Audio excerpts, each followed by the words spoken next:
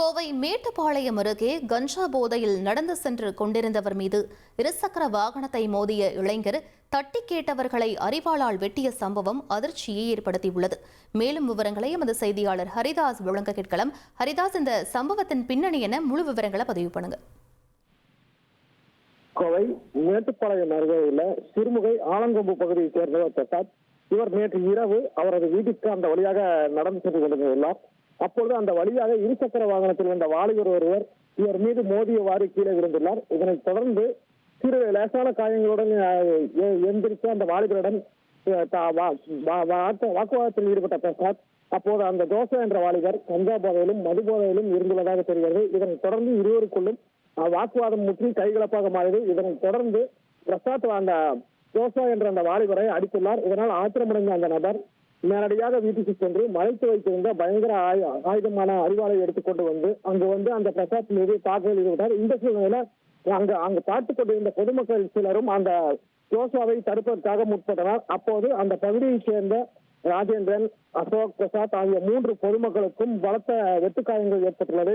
இதனைத் தொடர்ந்து பதறிய பொதுமக்களில் சிலர் உடனடியாக காவல் நிலையத்திற்கு தகவல் தெரிவித்தனர். உடனடியாக விரைந்து போலீசார் ஜோசாவை தடுப்பதற்கு முற்பட்டனர். அப்போது ஜோஸ்வா யாருக்கும் எந்தவித இதையும் பொருட்படுத்தாமல் பொதுமக்கள் மற்றும் போலீசாரின் மீதும் தாக்குதல் நடத்தினார்.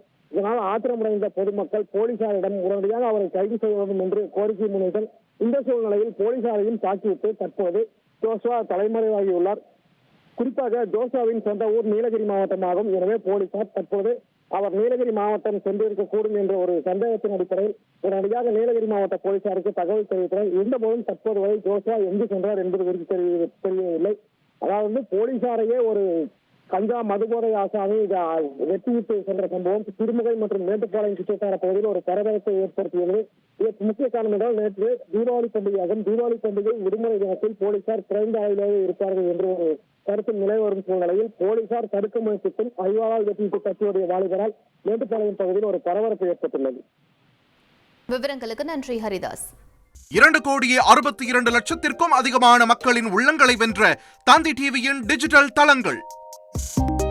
1,23,00,000 யூடியூப் சப்ஸ்கிரைபர்ஸ், 46 லட்சம் Facebook ஃபாலோவர்ஸ், 23 லட்சம் இன்ஸ்டாகிராம் ஃபாலோயர்ஸ், 23 லட்சம் எக்ஸ் ஃபாலோவர்ஸ், 11 லட்சம் தந்தி ஆப் டவுன்லோட்ஸ், 35 லட்சம் வெப்சைட் மந்த்லி ஆக்டிவ் யூசர்ஸ்.